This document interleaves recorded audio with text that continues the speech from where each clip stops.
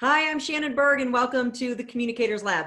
On this video cast, I talk with interesting people who can help us be better business communicators. And today I've got Jeffrey Bell. Welcome, Jeff. Thanks, Shannon. Glad to be here. You know, it's not every day you get to interview one of your personal, professional heroes.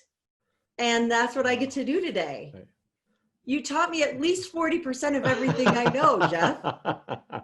Well, I'm not sure about that, but I'm also you're one of my heroes as well, Shannon. So I've learned an awful lot from you over the years working with you just as a personal friend. So greatly appreciate the personal connection and the professional connection over the years.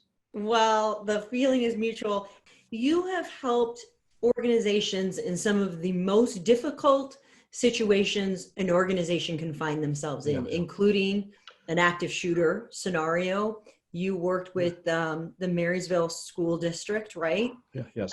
You've done all kinds of incredible crisis communications consulting work. What are some of the most some of the experiences that maybe taught you the most or left the most indelible mark on your career? Or what are some of the things that you've learned from those experiences that you think are sort of universal leadership principles?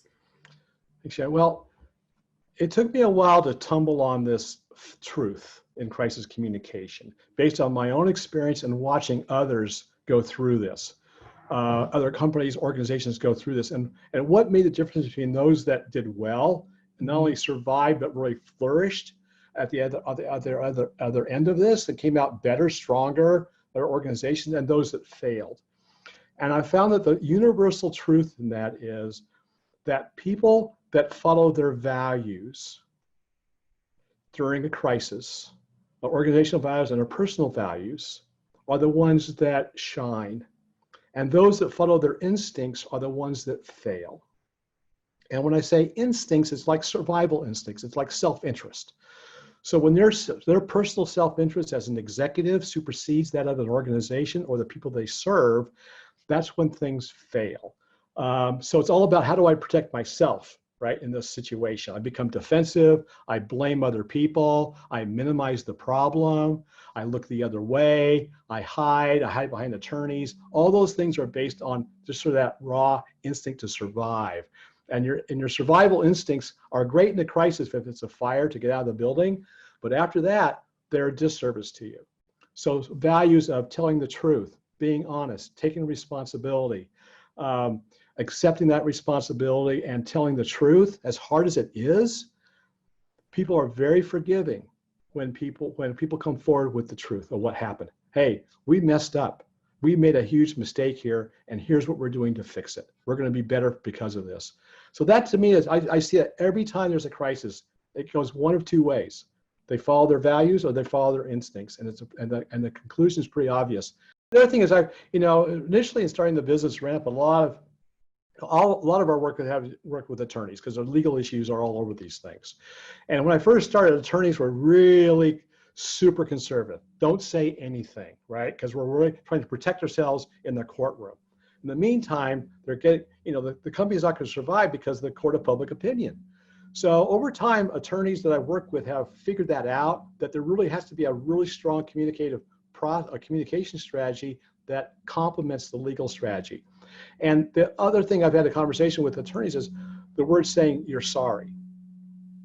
All people want to hear is, we're sorry this happened. That does not mean that you're guilty in court necessarily. You just say, hey, we're sorry, we're human. And when people don't hear that, they turn against you. And we've done healthcare crisis communications together before. Your dad was a dentist in Lake Oswego. So you grew up in and around medical professionals and the healthcare industry. Yeah. You're in the healthcare industry now. And I think one of the most fascinating illustrations of that principle is the Michigan model. The University of Michigan hospital that instituted a policy, I think it was the 80s. Don't quote me on that. But they said, when we're wrong, we're going to say we're sorry. And when we're not, we're going to defend ourselves. But when we've made a mistake and there's been a complaint, we're going to apologize to people unreservedly.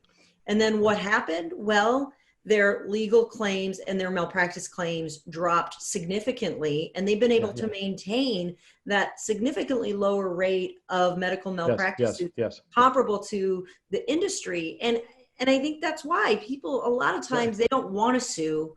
They want to be acknowledged for the pain that they've experienced and for what the reality is. And just saying I'm sorry can go so far